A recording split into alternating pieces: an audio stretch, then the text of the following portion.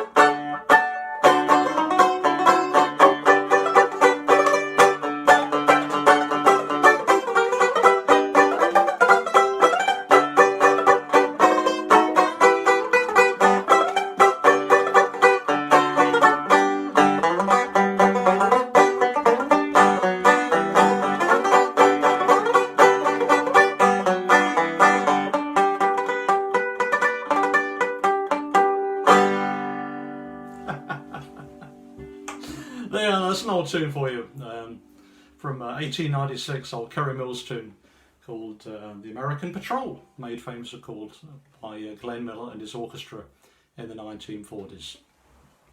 So before we get going, I'm not a big collector of instruments. In fact, I'm not a big collector of anything at all, apart from digital stuff that from my absolute idol Eddie Peabody.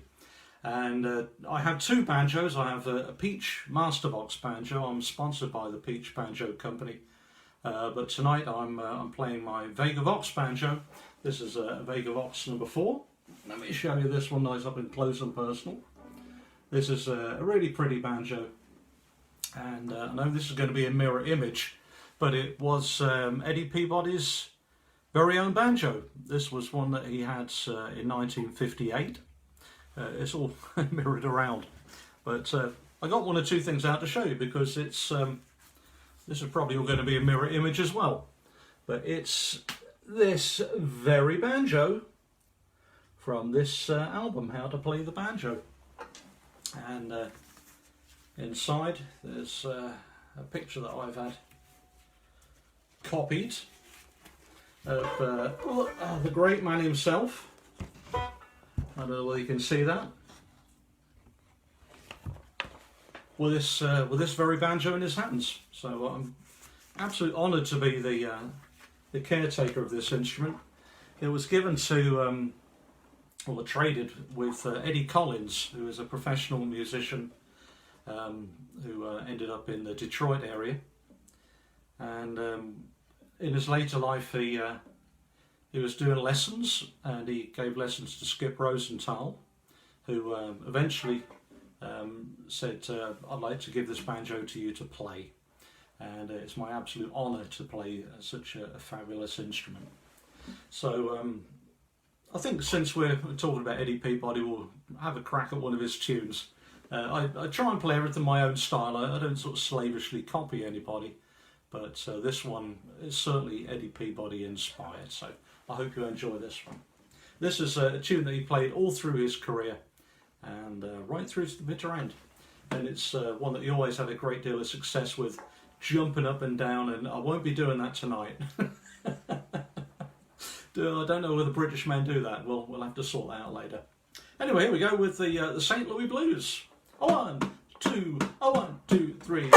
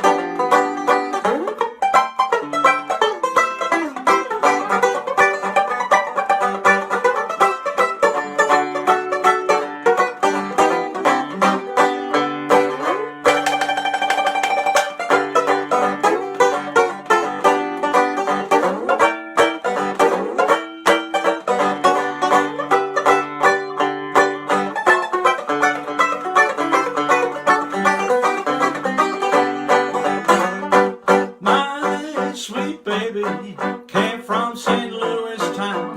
She's my pal, she's my gal, she's my hotsy-totsy all over time. And she came from St. Louis town.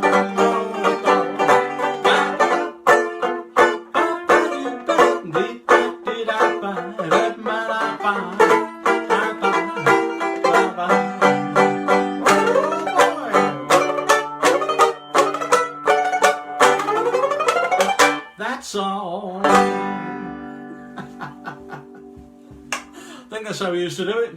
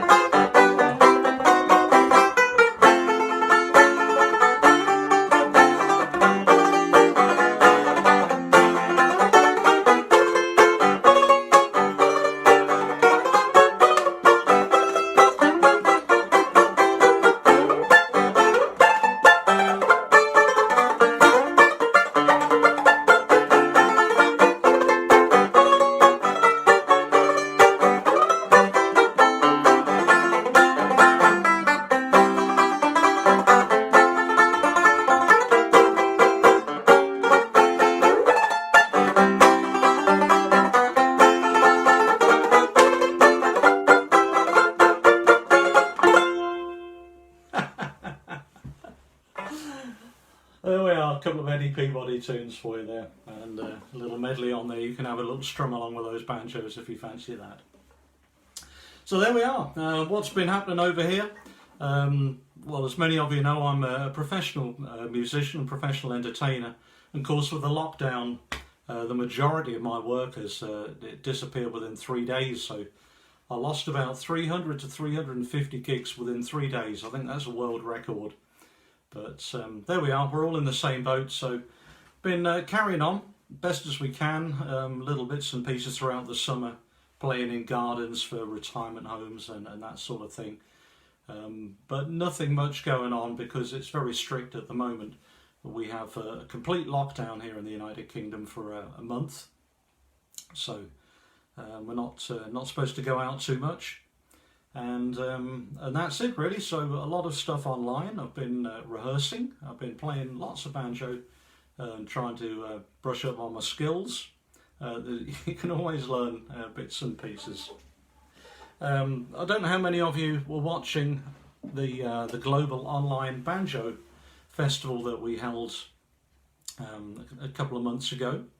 That was just a little bit of fun, because obviously we can't have all the banjo festivals and events at the moment. We're all missing each other and the camaraderie and everything that goes along with that, which is a terrible shame, but is as it is. And I decided that we ought to do something online. So with my pal Sjoerd over in the Netherlands, who's a little more computer literate than I am, we came up with the idea of having an online banjo event.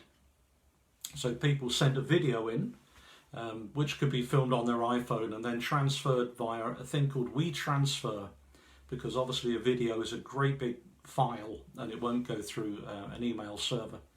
So filmed the event through the WeTransfer to Sjoerd, who cobbled it all together, and we ended up with 6 hours worth of banjo music. So we had a festival online, and within 1 week we had 11,400 views of that festival. So when people say, well, banjo, nobody listens to that anymore, I beg to differ. 11,400 in 7 days. On the first 2 days alone, we had 10,000 hits. So it was a massive event. We're running another one of those at the end of January. So I cordially invite you, if you want to make a video up to about 10 minutes long, you can send it in. We're also on Facebook called Global Banjo Community. So if you want to have a look for that, you'll find it. If not, drop me a message and I'll point you in that direction. One of the gigs that I did do, I travelled up north of England, and I played at the opening of a pub. Now normally I don't play in pubs, but this pub was called the Ukulele, and an agency in London called me up on a Thursday and said, tomorrow night, can you play up in Wigan? Are you free? I said, yes, okay. And I wasn't that keen to do the job, to be honest with you, because it was a long way. It involved a night out, and with the COVID-19 crisis going on, I was a little reticent, so I quoted them an astronomical figure, and they said, yeah, that's fine. Okay, so off north I went. And I met up there with Howard Shepherd from Shep's Banjo Boys, and Howard's a fine guy. He came along to the pub and gave me a little support while I'm doing my show, you see. Another friend of mine was there called Danny Burke, and he's just started to really get into the Eddie Peabody style of playing, and he wanted a banjolin just like Eddie had, and he's found a company in China that were willing to make one, and in fact he ordered 2, one for him and one for Howard, and they work out about $400 to $450 each, posted to your door. And I haven't seen it in person, but from what I've seen online and the pictures of it, it's a really fine instrument, it really is. So if you ever want to get hold of a banjolin, get hold of Danny and he'll put you in that direction. However, I have one here. This one is this is one that came from my friends Jackie Lynn McCoy. We met in Cincinnati when I was playing at the All Frets convention. And we were talking about Eddie Peabody, and she very kindly lent me a Rickenbacker banjolin to play over the weekend to do my show. And on the final day, I think probably on the Saturday night, I think it was, she turned up with this instrument wrapped in a blanket and said, I'd like to give you this. This was my father, Jack Hager's. He had it custom made at the Gibson factory in the early 1960s, and sure enough, it's an electric Gibson banjolin. Now, let me show you all the details, if I can show you that. It's all going to be in mirror image, I'm afraid. But there we have the peg head with the two bass strings and then two Gs and all the rest of it. So it's a Gibson, I think a PB 250 neck with what they call bow tie inlays from the 60s. And the body is a Gibson ES 330 with twin humbuckers. And I had Norbert Peach restore this and get it working. It's a really pretty sound. And you play it just like a banjo on the chord side. On the right hand side you have to play it a little different because obviously it has a lot of sustain. It's pretty much like an electric guitar. So let me angle around a little bit so you can see what's going on here with this thing. Maybe just about there. See, in TV studios they have cameramen.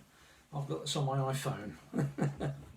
So Jackie Lynn, thank you very much for this beautiful instrument, which I was using every day on every single gig, and it always gets a lot of remarks of how pretty the sound is and how unusual it is. So I'm glad I can keep this thing going for your dad. I'm quite sure he would have liked it as well. Keep instruments played.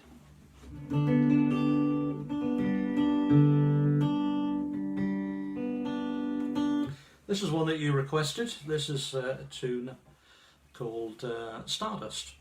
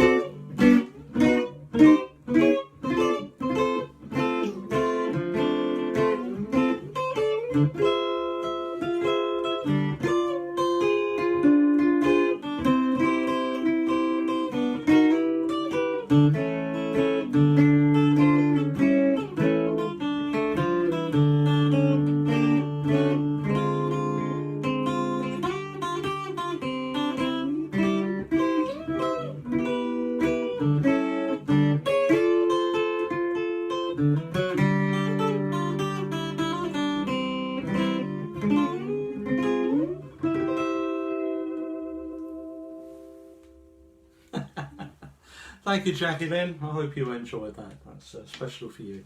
The electric banjolin. So if you're a banjo player and want to do something a little different with this show, the banjolin is a fabulous thing to own and great fun to play. Now we did plenty of Eddie Peabody stuff this time around. Get my banjo going here with the banjolin. When I first started to play the banjo, I actually played the 5-string banjo first. I actually played the ukulele banjo first, but the first full-scale banjo was a 5-string banjo. We had a little zither banjo that my sister used to play, and I used to get going on that. So I was pretty getting into Earl Scruggs and all the finger-picking style. So my tuning on the banjo is not the regular plectrum banjo tuning. I play with an open D. So it's from the top. So an open G chord. And I discovered that the great banjoist Ken Harvey also used to play this particular tuning. So it does lend itself to some different things, because I like a lot of ragtime music. My dad used to enjoy ragtime. He used to enjoy Scott Joplin and The Entertainer from the film The Sting when that came around in the 1970s. My dad loved that music. So he bought up all the records, and he used to play these different things from Joshua Rifkin, a piano player, and different records, ragtime records that you could find. So I learned a lot of those tunes. Probably first I used to hear them, but I didn't know the names. But I grew to love those old records. And in the last week, I just bought myself a record player. It's just a little cheapy thing sitting on the shelf, but it's plugged into my hi-fi unit, and I've got all my records out. And I've been having great fun rediscovering some of those of late. I put on an old LP of Scotty Plummer. I don't know if anybody remembers Scotty. And Bob Massey, another guy. I don't know whether anybody remembers Bob Massey from Ohio. He made an LP, very much in the style of Eddie Peabody. And all sorts of different pieces that I've been playing on that. So, anyway, back to some ragtime music. This is the first million seller, and it was made popular by Scott Joplin. This one's called the Maple Leaf Rag. A lot of notes in this one. I hope I'll get them all in the right order.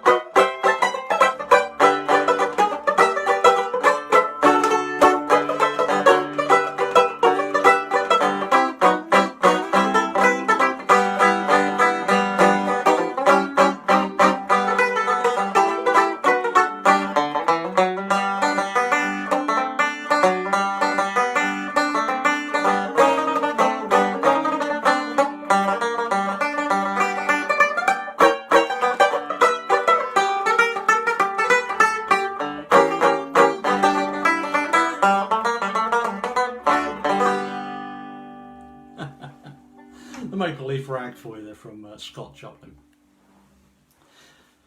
Another great inspiration for me when I started to play the banjo and started to enjoy this style of music was a band called the Pasadena Roof Orchestra, which is a 1920s style, early 1930s style dance orchestra. And they were very, very popular in the 1970s in the UK when we only had 3 television channels back then here. And they used to be on the radio a lot and a lot on the TV. And they were fabulous. We'd never seen anything like those before. And of course they had a banjo in the rhythm section, a bit like Mike Pingatore used to play in the old Paul Whiteman Orchestra. So I bought all of those records and used to put those on the record player and strum along with them and learn all the words and all the arrangements. And when I was in my mid-20s, I saw that they were performing locally at a theatre. And by that time I decided, right, I'm going to try this playing banjo for a living thing full time. I'd always played half time, part time, but I thought, right, well, I'm going to really go for it. Went along, and I was actually sitting next to a lady there. I said, oh, what a fabulous orchestra. She said, yes, my husband's playing drums. If you want to come and say hello backstage. We got chatting, and I met the band leader. Anyway, I ended up doing some gigs with them. And my association with the Pasadena Roof Orchestra continues to this day, 30 years on. And occasionally I do some crooning for them, which is great fun, in the style of Paul Whiteman, the Paul Whiteman Orchestra and Bing Crosby. One of the bands that I used to listen to, part of my record collection, was called the Savoy Orpheans, and they used to play at the Savoy Hotel in London. They had a wonderful banjo player. I think half of the orchestra was American. Sylvester Ahola playing the trumpet or the cornet. The banjo player was a man called Pete Mandel, and there's another fellow there called Joe Branley who was his buddy. They used to do alternative nights at the hotel. But this particular tune I'm going to play for you is one that Pete Mandel wrote, and it's one that made him very, very famous overnight when they played it on the radio. It's called Take Your Pick. This is an interesting tune because he played it on the tenor banjo, but it sort of sits quite well on the plectrum banjo with 22 frets as well. There we are, from 1926, Take Your Pick.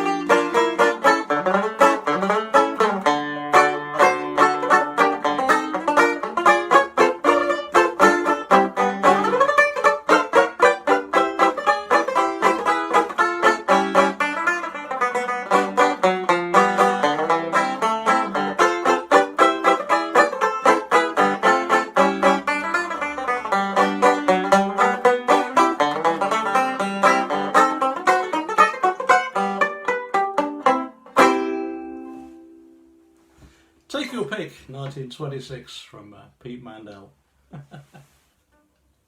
Oh, I'll tell you what, let's play a nice little slow song for you. We've been doing plenty of up-tempo things for you.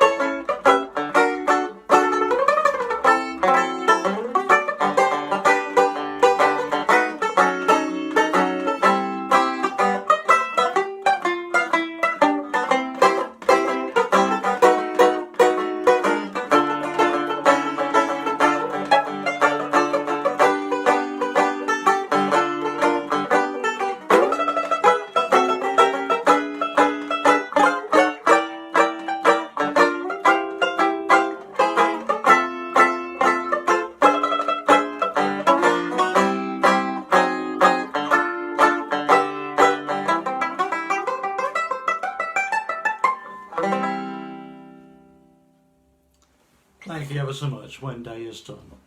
From, also of one of Eddie Peabody's things, and it was actually played at the funeral of Paul Whiteman when he passed away. His band members played that for his send-off. Nice old song for you. Anyway, I mentioned that I first started to play the ukulele when I was a little lad. I like George Formby. Eddie Peabody wasn't really known in the United Kingdom. People knew George Formby. They thought George Formby plays the banjo. Well, not exactly. He played the ukulele banjo. And I just happen to have one here stashed under my my little desk. And my grandfather, of course, he knew all about George Formby. That was his era. George used to play in all the films of the Second World War, and he used to do overseas tours, a bit like Eddie used to do for the American troops. George Formby used to do it for the British and Commonwealth troops.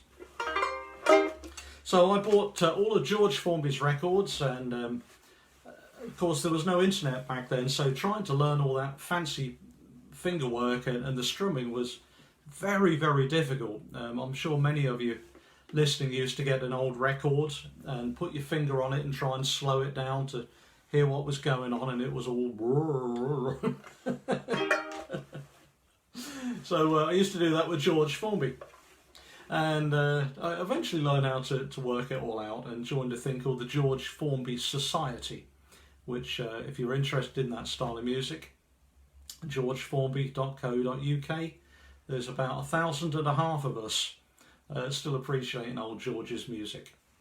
This particular instrument is a Cartwright ukulele, which is made by Phil Cartwright here in the United Kingdom. It's based on a ukulele called an Abbott ukulele banjo. Let me give you a little close-up and you can have a peeky around it. Yeah, it's bit of inlay on the back. It's a pretty instrument. They're extremely loud. This particular one is. When I play this one, my teeth rattle and blood comes out of my ears and my eyes start to shake around. So it's a good fun instrument to play, and on the ukulele being such a short scale, you can't do too much on the left hand, but you can do an awful lot on the right hand with the syncopating. And I was having a chat with Brad Roth about this. I said, which came first, the George Formby style of syncopating or the Eddie Peabody style of syncopating? I tend to think it's Eddie, and maybe George heard it and adapted it. But anyway, going to have a crack on this one. This is going to be a bit of fun. This is going to be an Eddie Peabody tune played in the style of George Formby.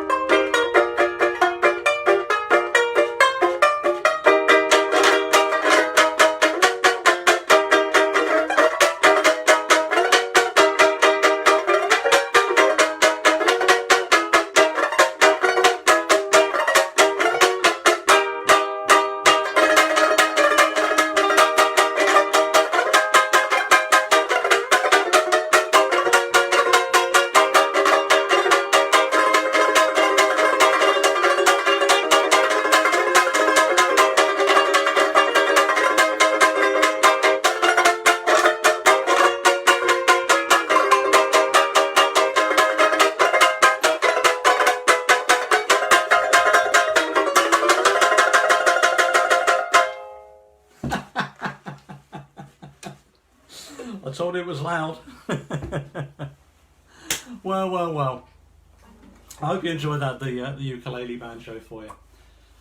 Well, I'm going to do my last tune for you, and thank you very much for tuning in. Thanks ever so much to John Mumford for running all this. I used to really love to listen to jazz banjo radio, and since Live 365 was taken down and it all sort of fell apart, I've missed that very much.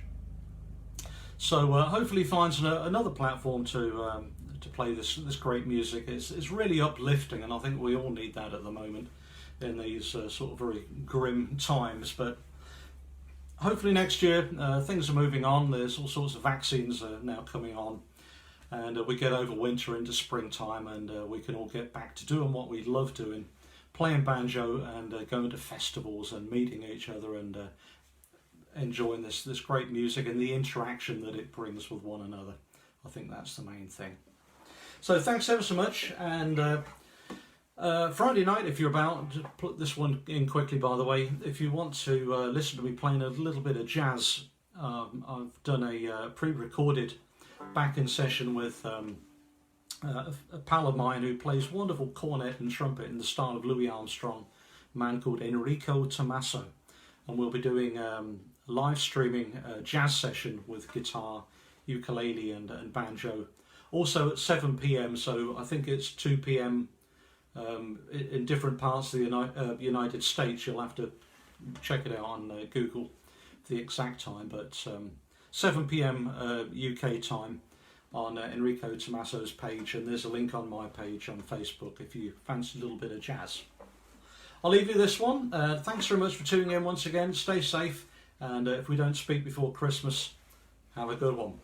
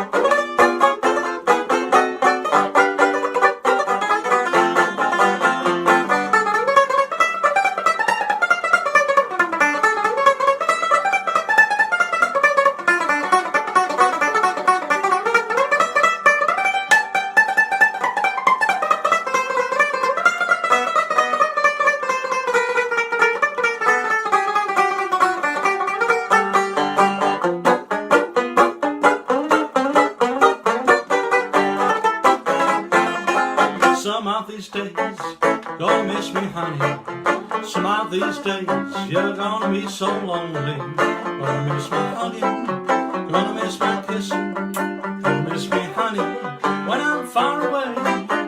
Gonna be so lonely, it's for me only. But you know, honey, I'll have your way.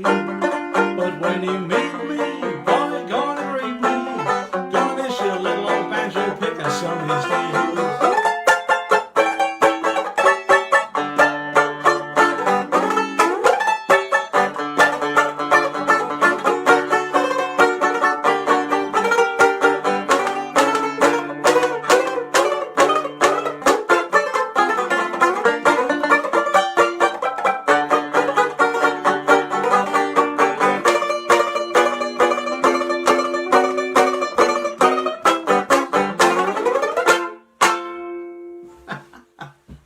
Thanks folks, thanks for listening, thanks for watching, stay safe, and we'll speak soon.